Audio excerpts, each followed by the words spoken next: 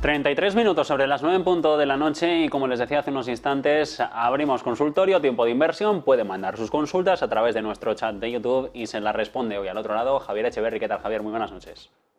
Muy buenas noches, Javier. ¿Qué tal? ¿Cómo vas? Bueno, antes del comentario de mercado, quiero ir a un título concreto. New York Community Bank Corp. Ahora mismo se está diciendo en la prensa estadounidense, podrían estar en peligro algunos depósitos de los clientes tras la rebaja de calificación. Vimos a Fitch en la semana pasada, Moody's ahora ha vuelto a recortar las previsiones que tiene sobre la firma, ya más abajo del bono basura.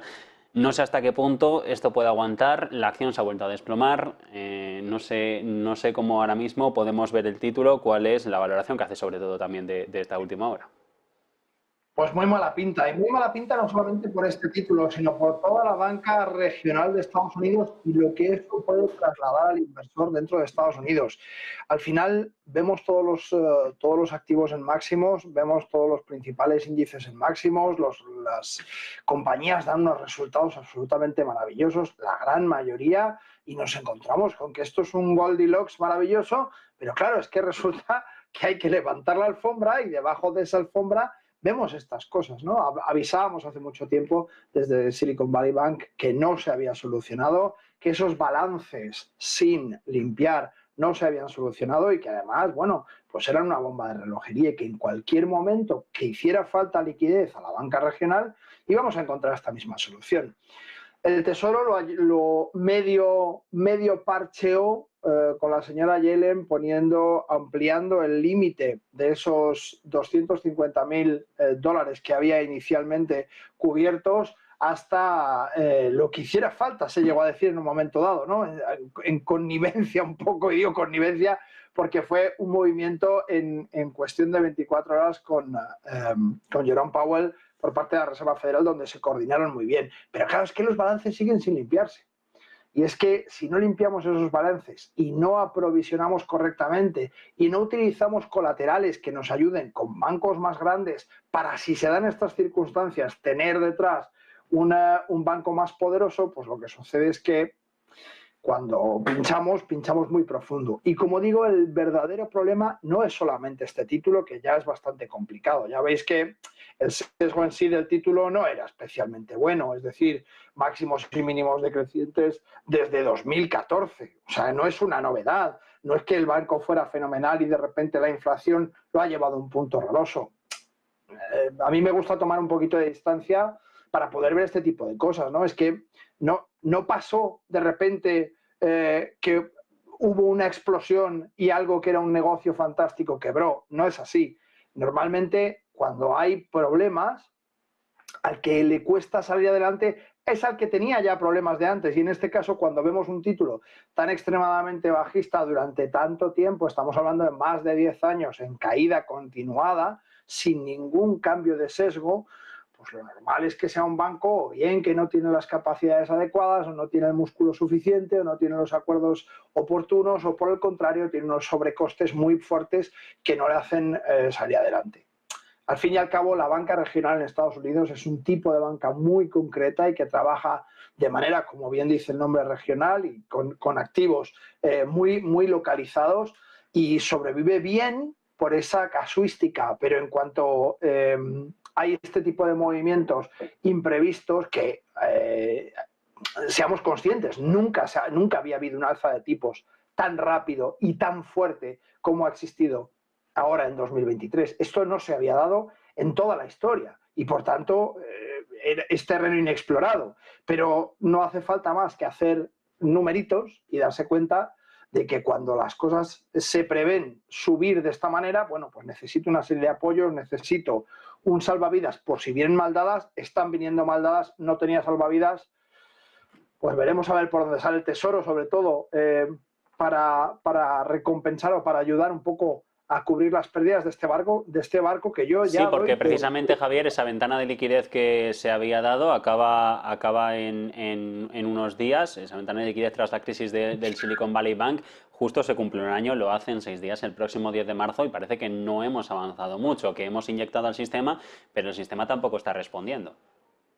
El problema es que no hay nada más que inyecciones. Y Claro. las inyecciones no generan. Las inyecciones curan el síntoma.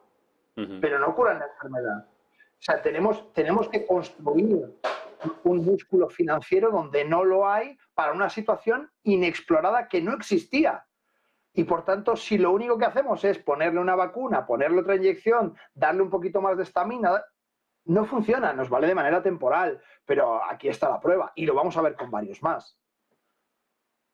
Esta crisis, ahora mismo, habría que estar pendiente de algún valor concreto. Bueno, más que de algún valor concreto, es un poco lo que decimos, ¿no? Hay que estar pendiente del segmento de banca regional en Estados Unidos que está muy desprotegido Sí. y que, hasta donde yo sé, muy pocos bancos regionales verdaderamente tienen acuerdos fuertes con grandes bancos que lo que han hecho es aprovecharse de esta situación. ¿Y por qué digo que se han aprovechado de esta situación? Pues porque, lógicamente, a día de hoy, con un simple clic, migramos nuestro capital de, en este caso, New York Community Bancorp a JP Morgan, en un clic, así de sencillo. Por tanto, los bancos grandes, potentes, los bancos de inversión, la gran banca comercial, Bank of America, todos estos bancos con un músculo muy poderoso, se están beneficiando de este miedo. Por tanto, no están generando grandes acuerdos para sustentar el tejido de la banca regional, porque a ellos les beneficia este miedo, a ellos les beneficia ver esta situación con esa caída tan potente que veis ahí directamente en pantalla, les beneficia muchísimo. Tú imagínate que eres un empresario que tiene, pues no sé, 300.000 euros en otro banco regional en Estados Unidos y ves esto y dices, me muevo, me voy a Bank of America, me voy a Citi, me voy a los grandes. No me quedo aquí porque es que mañana me pasa y ¿qué hago? ¿Y si tengo 2 millones? Claro, es que la situación es muy complicada. Entonces, esa migración de capital no se está cubriendo y al no cubrirse por parte de los grandes bancos y los bancos regionales no están siendo capaces de cerrar acuerdos ventajosos donde tienen que cerrar, dándoles ventaja a quien les puede ayudar y no lo están haciendo. Así nos encontramos con esta situación. Vamos, Javier, ya con consultas que nos están dejando en el chat y vamos a empezar precisamente con, en este caso, uno de los activos que ha sido referencia en los últimos días, el Bitcoin. Ahora mismo lo tengo cotizando con subidas cercanas al 7%, 67.500 dólares. Y te preguntaba por él, a raíz de Carlos, que concretamente quiere saber a corto plazo cómo podría estar Coinbase. Supongo que es una posición más especulativa por el lapso de tiempo con el que juega. Coinbase ahora mismo lo tengo cotizando con una subida del 13,57 en Nasdaq. Claro, es que al final lo que sucede es que todo aquello que tiene que ver con exchange que tienen listado el Bitcoin y las grandes criptos, pues tienen una subida espectacular como la está teniendo el Bitcoin. Entonces, si vemos el sesgo de Coinbase hasta justamente noviembre del 23, donde finalmente sale de esta vorágine complicada que lo tenía, fijaos el título cómo ha caído. Es decir, si nos vamos de máximos a mínimos, veremos que ha caído, que cayó, mejor dicho, en su momento un 90%. Y si nos vamos al precio actual, desde máximos, seguimos perdiendo un 45%.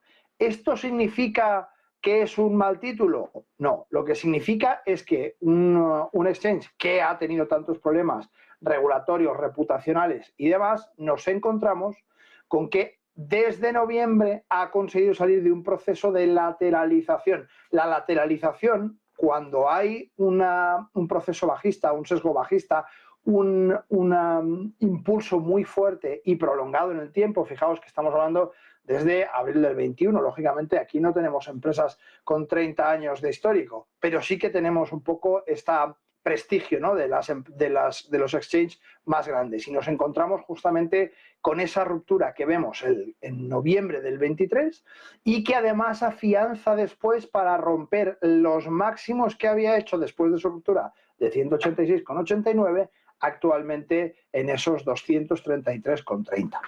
¿Qué quiero decir con esto? Bueno, que hay que vigilar esos bandazos, pero que el sesgo ha cambiado. Y aquí es donde sí podemos ver aquello que no veíamos, por ejemplo, en Bancorp. ese cambio de un sesgo bajista importante, de una tendencia de un largo periodo bajista que sufre un proceso de lateralización y que por el trabajo que hacen o del modo en el que desempeñan sus funciones consiguen salir de ese bache. Bueno, este es exactamente lo que tenemos en pantalla, ¿no?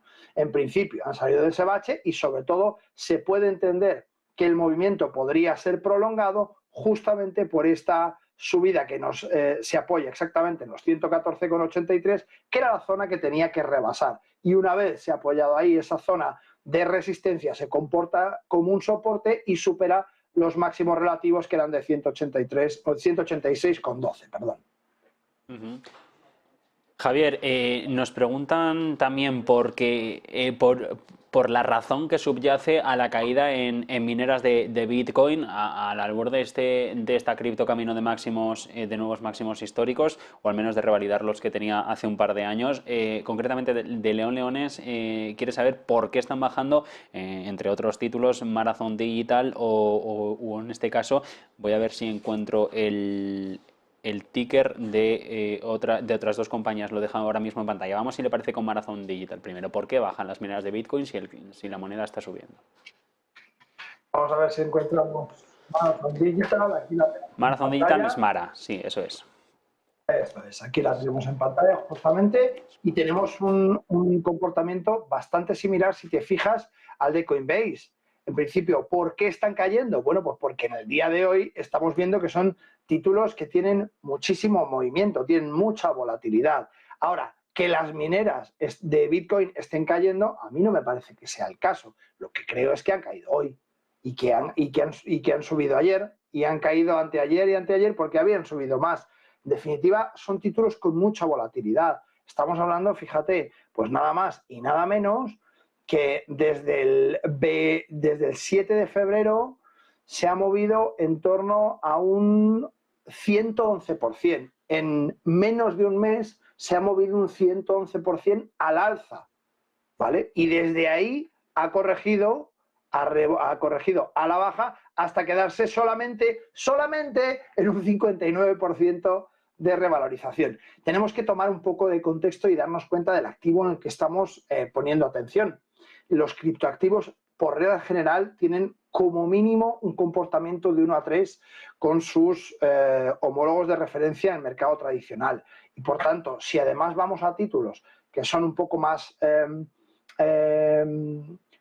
concisos en lo que se dedican, como son una minera o como son este tipo de empresas, pues lógicamente esa volatilidad se mitiga un poco, pero no deja de ser criptoactivos. Entonces, no os preocupéis, las criptos se mueven y los criptoactivos se mueven. Esa es la principal característica de la blockchain y de todos los integrantes de ese tejido de inversión, ¿no? Pues el otro valor, el otro ticker que dejaba, porque dejaba tres, uno de ellos no consigo encontrarlo, es CleanSpark, el ticker es CLSK. No sé si desde el punto de vista... Sí, lo explicamos desde el punto de vista técnico, a ver ahora mismo cómo está. Pues fíjate, es que me dan ganas de sacar los tres gráficos y ponerlos juntos. Es un calco, lo que estamos viendo es un calco. Y es un calco porque son títulos que están replicando el movimiento del sentimiento que hoy está en un 82 de avaricia. Para que os hagáis una idea, en este índice de avaricia y miedo en blockchain tenemos hoy un 82. El 82 es avaricia extrema, supina y desaforada, ¿vale? Muy pocas veces se ha visto tanta avaricia dentro de los mercados financieros. De hecho, en los mercados financieros tradicionales, que tiene narices que tengamos que llamar tradicionales a los mercados financieros, pero así es, hoy estamos en 79. Es decir, estamos aquí en todo, hay una codicia salvaje y por tanto estamos viendo ese movimiento que vemos en las criptos, que viene traducido también por toda esa corriente de liquidez, de continuar hacia adelante y generada un poco por ese FOMO de no me quiero quedar fuera, Esta mañana justamente hablaba José Antonio Bittner en esta casa sobre el peligro que tiene la generación de este FOMO y cómo los grandes institucionales están vendiendo acciones de sus propias compañías. Lo he mirado justamente media hora antes de entrar. El 28 de febrero creaba yo un artículo justamente hablando de lo mismo. Ojo, que está muy complicado. Ojo, que podría haber una posible trampa de mercado.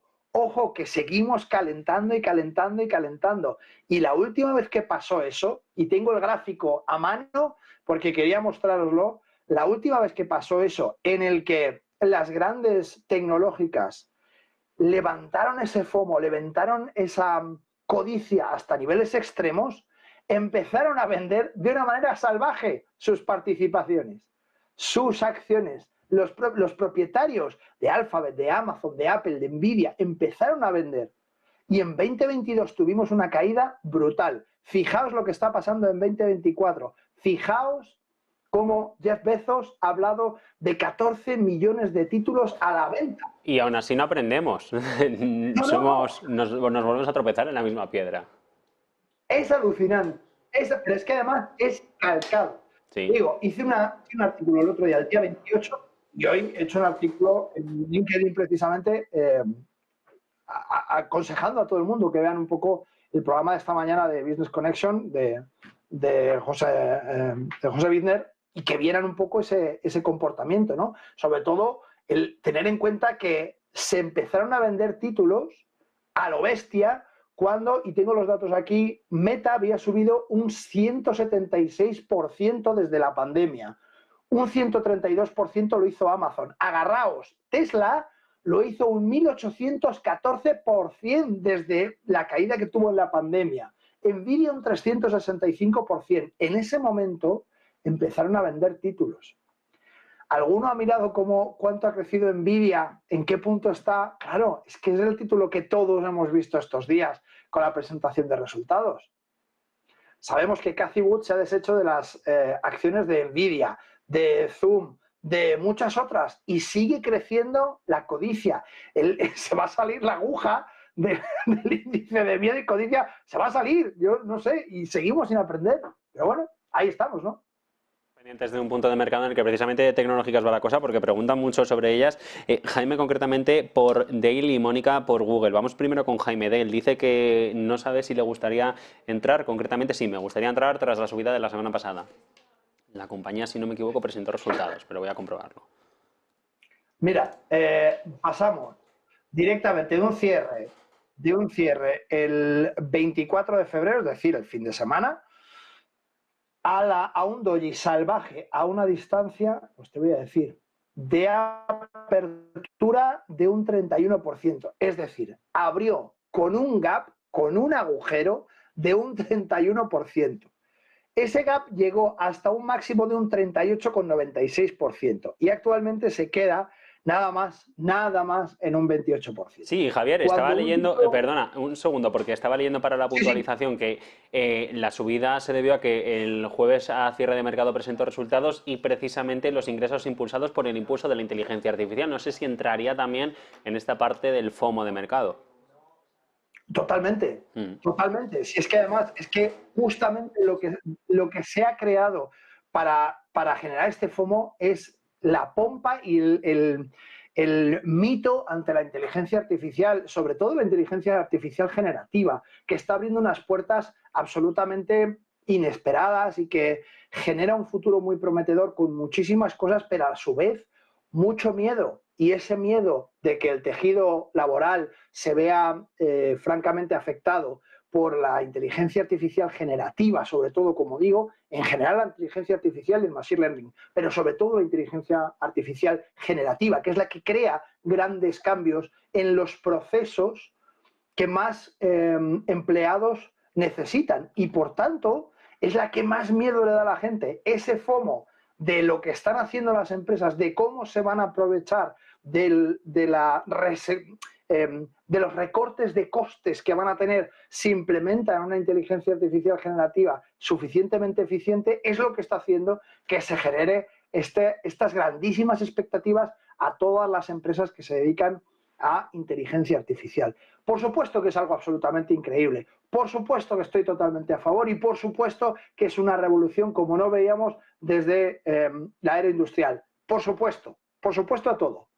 Pero claro, por supuesto, aprendamos de lo que ha pasado hace apenas un año en 2022.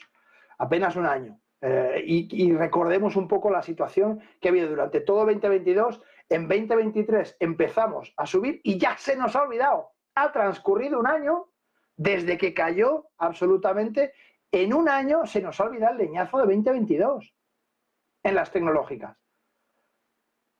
Pues el que no tiene memoria tiene cartera. Vamos, si te parece, con Google, porque, bueno, Alphabet. Mónica, en este caso, quiere saber cómo ves ahora mismo a la tecnológica. Google y también Riot Systems. Riot es el ticker, ¿cómo suena? R-I-O-T. Vamos con estas dos. Bueno, una pequeña corrección con Alphabet. Importante la zona a la que se aproxima, todavía no está, pero importante la zona de los 125, está en 133 de momento. Bueno, no tiene mala pinta, hay un hombro, cabeza, hombro invertido que podemos ver claramente, que podríamos trazar de manera muy sencilla para que todo el mundo lo vea. Aquí, ahí está, podemos trazarlo aquí, pero en definitiva este hombro, cabeza, hombro que nos ha dejado un poco esta figura, pues nos marca esa zona clavicular donde evidentemente vemos que ha sido superada ya y que por tanto ahora mismo se está apoyando. Fijaos, aquí tenemos el hombro, cabeza, hombro y marcamos la zona clavicular. Ahí está. Como veis, justamente después de la ruptura ha tenido una salida importantísima. Después de esa salida se ha apoyado levemente y finalmente la ha roto. Por tanto, lo siguiente que debería hacer, o lo más probable que haga, será hacer un primer paso hasta esos 128,59, pero recordemos que estamos hablando de que todavía no se ha encendido la espita del salgan corriendo. Por tanto, podríamos ver un rebote impulsado por unos datos, por comentarios, por todo aquello que se les ocurra para volver a generar también en este título, que al contrario que sus hermanas 7 fantásticas, está un poquito mostrando síntomas de una leve debilidad y por tanto les falta FOMO ahí. Vamos a ver qué se inventan. Vamos a ver qué se inventa. Vamos con otra acción y me parece que ya breve porque nos quedamos sin tiempo. Quantum Escape, el ticker es QS. Quantum Escape Corporation, justamente en pantalla. Pues fíjate, pies, ¿para qué os quiero? Justamente vemos un título que va de 132,84 a 6,17 actualmente. ¿Por qué yo querría entrar en un título así? Solo y exclusivamente porque dijera, bueno, yo soy el más listo de la clase y sé que justo aquí va a rebotar. Esa sería una opción. O segunda opción, yo tengo unos datos en los que sé que están haciendo un proyecto absolutamente alucinante, que ya han firmado y que van a recibir una inyección de capital que los va a catapultar to the moon, como se dice en cripto. Vale, yo no sé ninguna de las dos cosas. Lo que sí sé es que el sesgo es tremendamente bajista y que en compañías tan sumamente bajistas lo único que se puede hacer es mirarlas desde la barrera o decidir, una vez más, como siempre digo, que aprovechando que estamos en el siglo XXI y que podemos tomar posiciones en corto, me espero a la zona más alta de estas posiciones, que en concreto serían los 13,76, y si alcanza esa zona, pues pienso, si me interesa con la información que tengo, buscar opciones en corto. Pero si no, ¿qué sentido tendría? No, no me gusta. Pues con esa sentencia nos quedamos. Javier, un placer haber estado este rato contigo, como siempre. Buena noche. Igualmente, buenas noches, gracias a todos. Y nosotros enfilamos el cierre de Wall Street, lo tenemos